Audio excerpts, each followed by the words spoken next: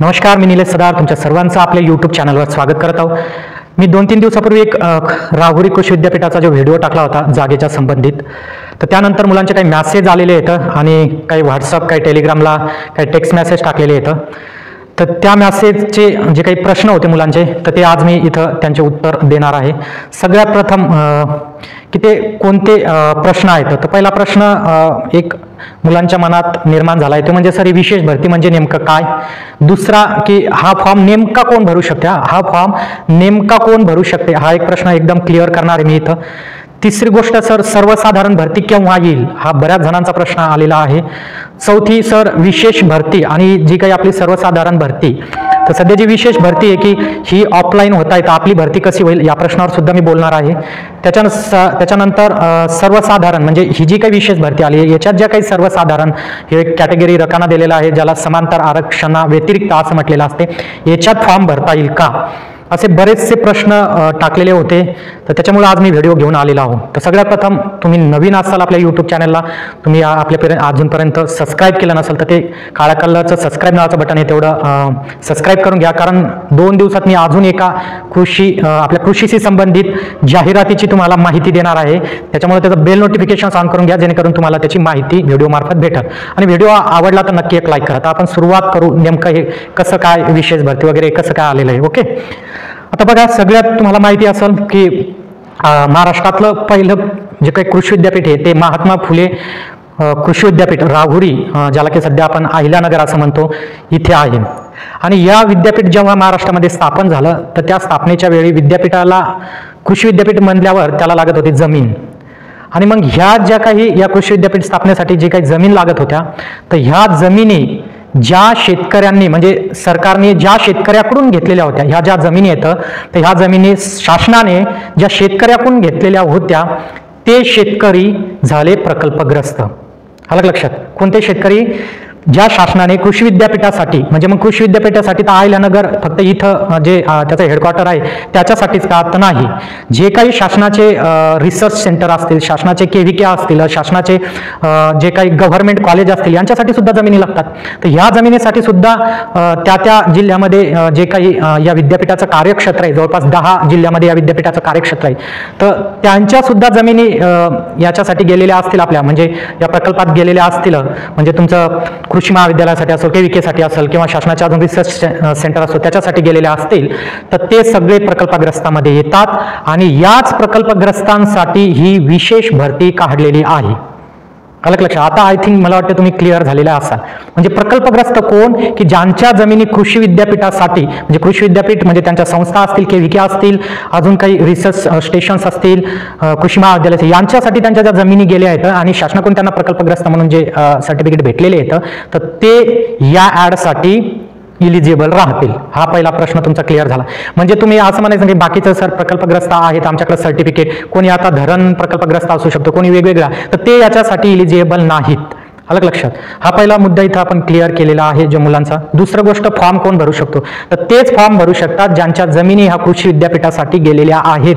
आणि कृषी विद्यापीठ असो, संशोधन संस्था असो, KVK असो, म्हणजे जे काही असतो जे. आणि हे कार्यक्षेत्र कोणतं, तर हे कार्यक्षेत्र 10 जिल्हे म्हणजे पश्चिम महाराष्ट्रातले काही जिल्हे आणि इकडला आपल्याला माहिती आहे नाशिक, धुळे, नंदुरबार, जळगाव आणि तिकडे सातारा, सांगली, कोल्हापूर, पुणे वगैरे यांच्यासाठीच या जिल्ह्यातल्या साठीच हा ॲडव्हर्टाइजमेंट आहे. ओके, दुसरी गोष्ट, तिसरा पॉईंट येत आहे की बाकीच्या विद्यापीठाच्या प्रकल्पग्रस्ताचे ॲडव्हर्टाइजमेंट येईल का. तर बघा, बाकीच्या विद्यापीठांना जर ऑलरेडी त्यांना घेतलेला असेल प्रकल्पग्रस्त, जसं डॉक्टर पंजाबराव देशमुख कृषी विद्यापीठ आहे, त्यांनी ऑलरेडी काही तिथले जे प्रकल्पग्रस्त असतील, म्हणतात काही भरती असतील, त्याच्यात त्यांना ऑलरेडी घेतलेला असेल तर तशी विशेष भरती येणार नाही. पण त्यांच्या सुद्धा जर पदं खाली असतील तर होऊ शकते. ओके, त्याच्यानंतर नेक्स्ट प्रश्न, सर्वसाधारण भरती केव्हा होईल. तुम्हाला माहिती आहे की ही भरती आलेली आहे, याची कोणालाही कल्पना नव्हती. एक गोष्ट लक्षात घ्या, याची विशेष भरती येईल म्हणून याची कोणालाही कल्पना नव्हती. तर ही जी काही भरती आलेली आहे, तर या भरतीमध्ये जे काही पदं सांगितले आहेत, तर हे पदं बघा, लक्षात घ्या की यांनी सांगितलेलं आहे की जे तुम्हाला आता भरती करायची आहे त्याच्या 50% पदं हे या विशेष भरतीसाठी शासनाने मंजूर केले. म्हणजे काय, तर असं समजा जर इथं आज आपल्याला 1152 पदाची ॲडव्हर्टाइजमेंट असेल, जसं की गट क मध्ये 241 जागा, गट ड मध्ये 546 जागा आणि मजुराच्या त्याच्यात गट ड म्हणजे झालं 365 जागा, म्हणजे टोटल जर बघितले तर 1152 पदाची ही जाहिरात आहे.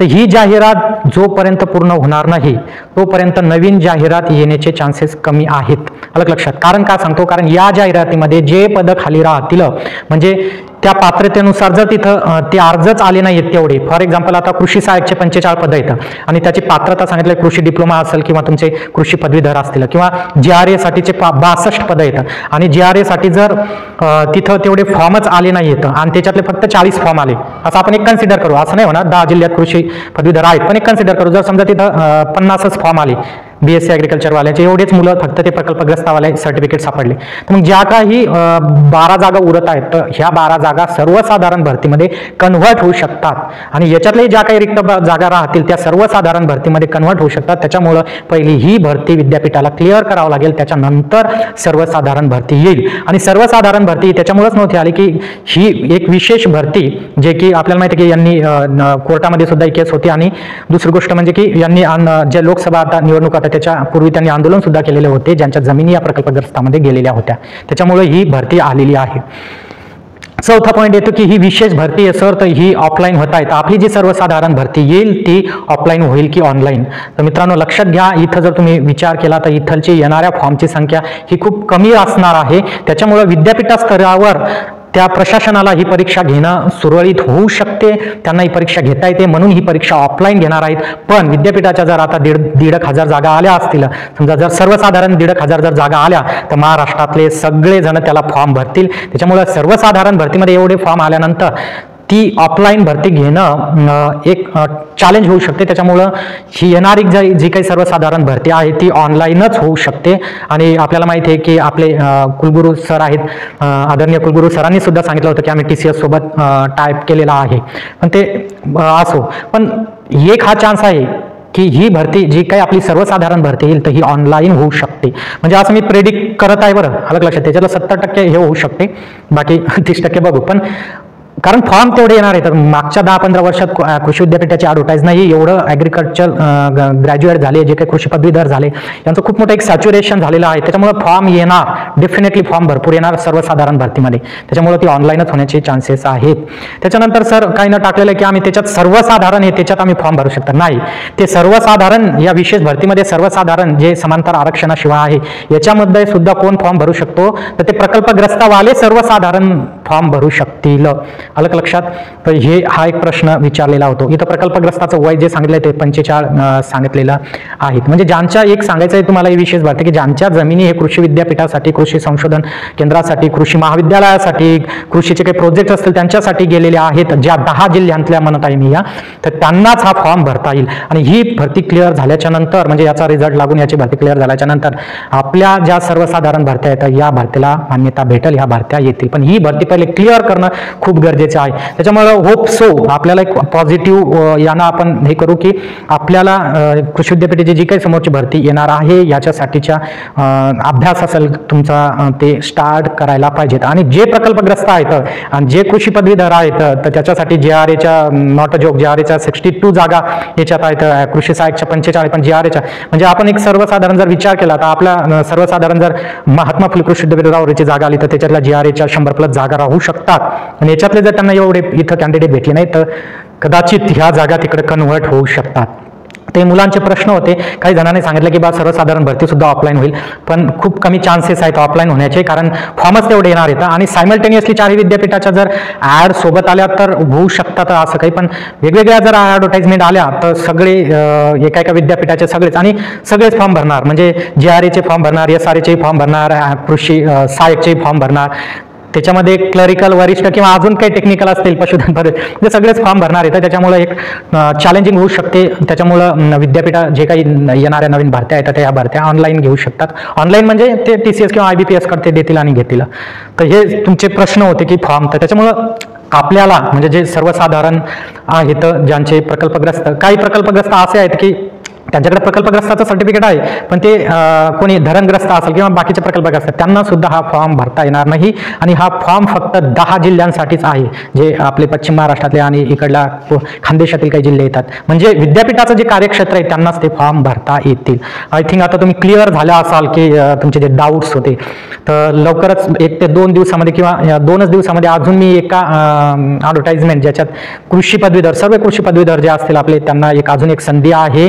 एक ॲडव्हर्टाइजमेंटची लवकरच मी तुम्हाला माहिती देत आहे, लवकरच मी त्याची माहिती घेत आहे, लवकरच तुम्हाला ती देत आहे. त्याच्यामुळं यूट्यूब चॅनलला सबस्क्राईब करून घ्या, बेल नोटिफिकेशन्स ऑन करा आणि लाईकसुद्धा करा. ओके, तर आज आपण इथं थांबू. हां, आणि तुम्हाला हे अभ्यास करायचा आहे, बरेच जण ते SMS आले, बुक्स कोणते वाचायचे सर, कशी प्रिपरेशन्स केली पाहिजेत, तर याचे सेपरेट माझे व्हिडिओ, प्रत्येक पदासाठीचा एक सेपरेट व्हिडिओ माझे येतील.